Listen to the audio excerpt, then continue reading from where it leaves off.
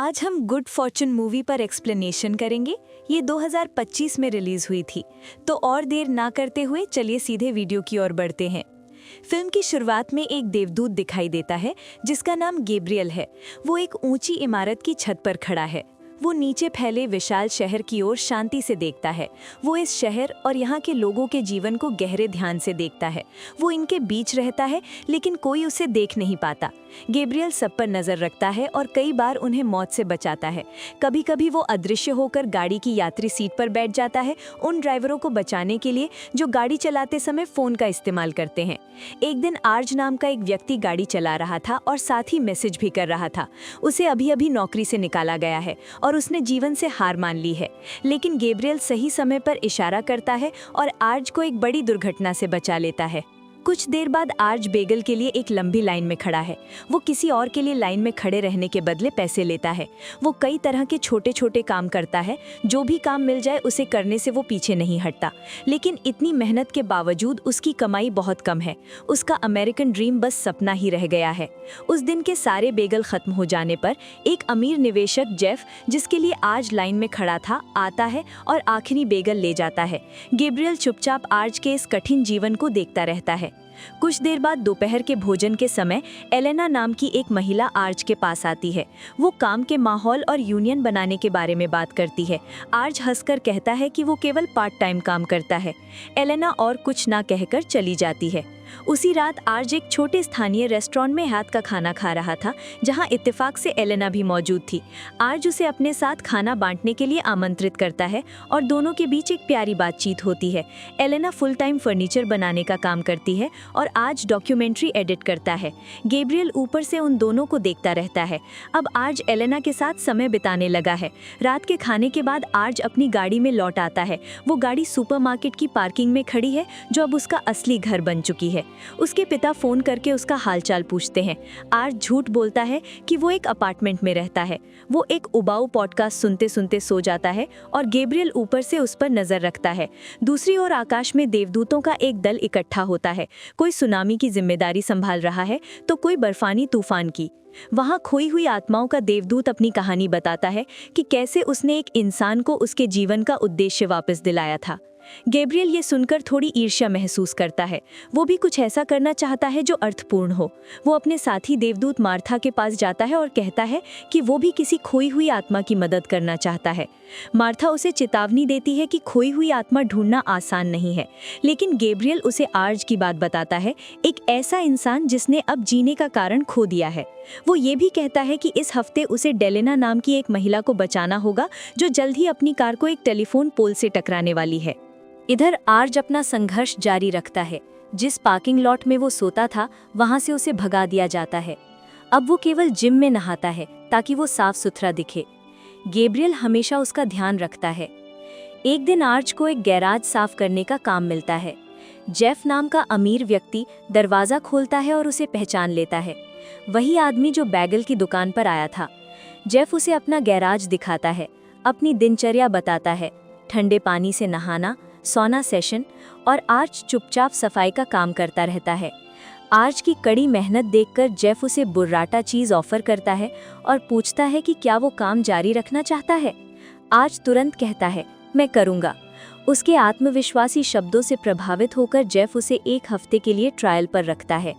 आर्ज अपने सभी काम बहुत अच्छे से पूरा करता है। वो जेफ के लिए अपॉइंटमेंट बुक करता है और हर काम समय पर ख़त्म करता है। जेफ बहुत खुश होता है और उसे स्थायी रूप से नौकरी पर रख लेता है। वो बताता है कि उसने अपने दोस्त के साथ कई कंपनियों में निवेश करके ये दौलत बनाई है। धीरे धीरे आर्ज का जीवन बदलने लगता है। वो अब एक सस्ते मोटेल में रहने लगता है। एक दिन एलेना का फ़ोन आता है। वो बताती है कि उसका एक छोटा सा हादसा हुआ था, लेकिन वो ठीक है और आर्ज को अगले दिन मिलने को कहती है। अगले दिन जब आर्ज अपने कपड़े पैक कर रहा था, तब जेफ उसे एक केस देता है और साथ में एक पासवर्ड। वो कहता है, सावधान रहना, आसपास बहुत से बेघर लोग रहते हैं।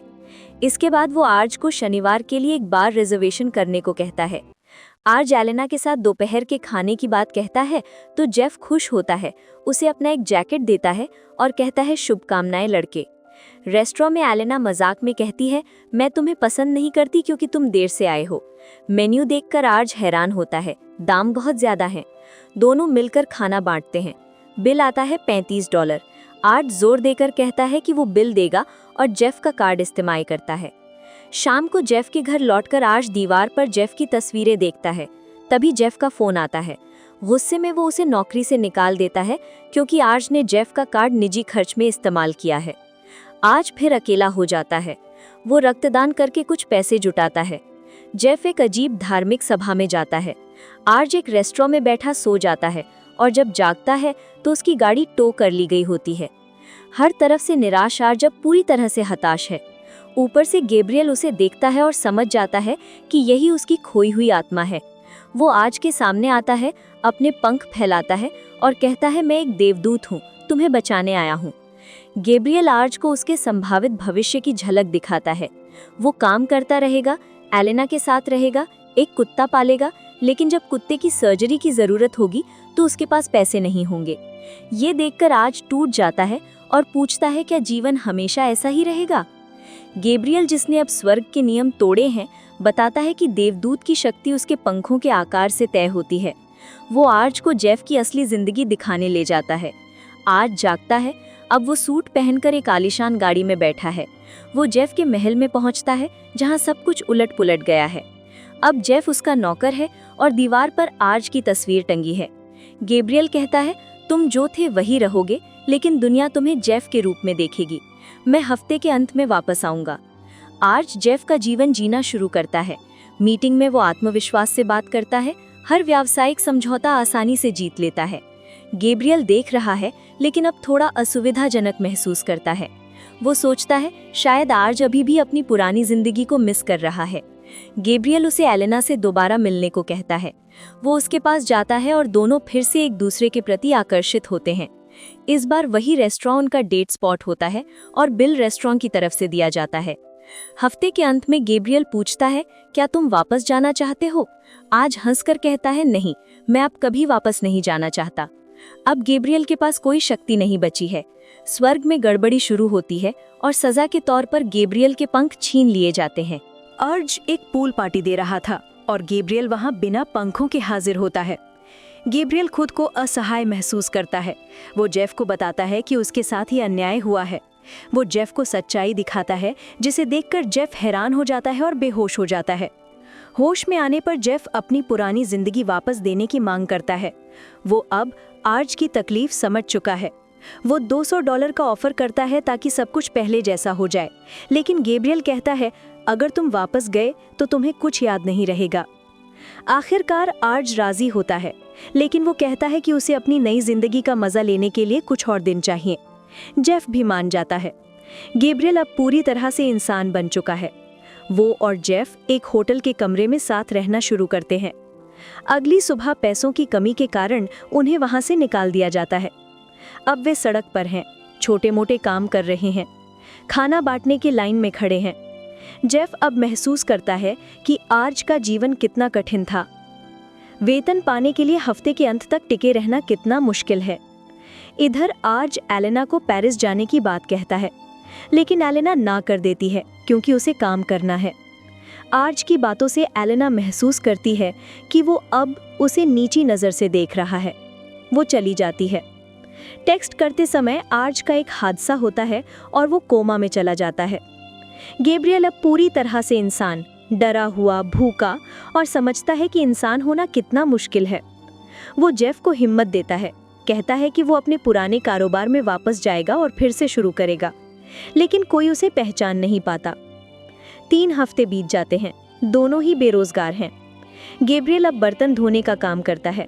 पहली बार वो अपनी कमाई से खुश होता है, लेकिन समझता है कि एक नौकरी से गुजारा नहीं चलता। आर्ज कोमा से जागता है। जेफ और गैब्रियल उससे मिलने जाते हैं, लेकिन आर्ज याददाश्त खोने का नाटक करता है। गैब्रियल टूट जाता है, लेकिन जेफ उसे फिर से उम्मीद देता है। गैब्रियल सोचता है, अगर वो एलेना का जीवन बेहतर कर सकता है तो शायद सब कुछ ठीक हो जाएगा। वो एलेना की मीटिंग में पहुंचता है जहां वो कर्मचारियों के अधिकारों के लिए लड़ रही थी। गैब्रियल वहां भाषण देना शुरू करता है, लोगों को प्रेरित करने की कोशिश करता है, लेकिन उसे बाहर निकाल दिया जाता है। बाद में यूनियन का वोट असफल हो जाता है। गैब्रियल निराश होकर शराब पीने जाता है। वहां उसका दोस्त फिलिप उसे सांत्वना देता है और उसे पार्टी में ले जाता है। वहीं वो उस महिला से मिलता है जिसे उसने एक बार गाड़ी दुर्घटना से बचाया था। इधर जेफ का फूड डिलीवरी ऐप बंद हो जाता है। अब रोबोट काम करते हैं। वो अब सच में महसूस करता है कि बेरोजगारी कैसी लगती है। वो अपनी पुरानी जन्मदिन की पार्टी में जाता है जहां आर्ज अब सबका ध्यान खींच रहा है। एलेना वहां वेट्रेस बन गई है। पार्टी के बाद एलेना आर्ज को बताती है कि वो अब अपनी गाड़ी में रह रही है। वो कहती है कि वो पेरिस जा सकती थी, लेकिन उसने अपने जैसे लोगों के लिए लड़ने का फैसला किया है। उसकी बातें आर्ज के दिल को छू जाती हैं। उस रात जेफ चोरी छिपे आर्ज के कमरे में जाता है उसकी घड़ियां लेने। आर्ज उसे चोर समझकर गोली चलाता है। सारी सच्चाई सामने आती है। अस्पताल में आर्ज आखिरकार मान लेता है कि वो अपनी पुरानी जिंदगी वापस पाना चाहता है, लेकिन गैब्रियल कहता है, अभी नहीं, जब तक तुम अपने जीवन का मूल्य नहीं समझोगे। तीनों एक साथ रहना शुरू करते हैं, आर्ज, जेफ और गैब्रियल। वे एक साथ खाते हैं, हंसते हैं और शांतिपूर्ण पल बिताते हैं। मार्था फिर गैब्रियल के सामने आती है और कहती है, हर खोई हुई आत्मा को एक देवदूत की नहीं बल्कि एक इंसान की जरूरत होती है।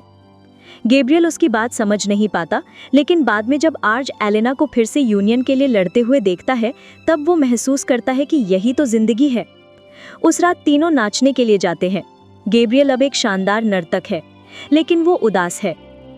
आर्ज पूछता है, क्या हुआ? गैब्रियल कहता है, अगर मैं फिर से देवदूत बन गया तो मैं तुम्हें और जेफ को फिर कभी नहीं देख पाऊंगा।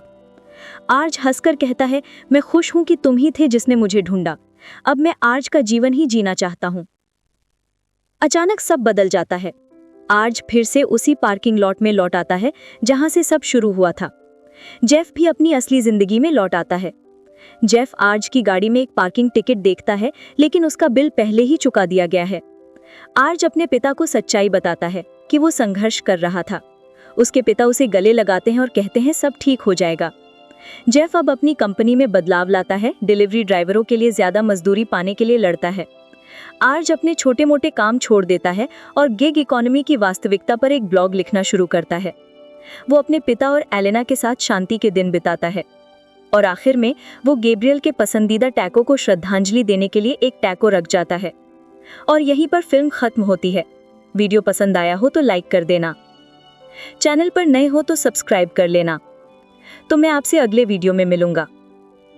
तब तक के लिए ख्याल रखना।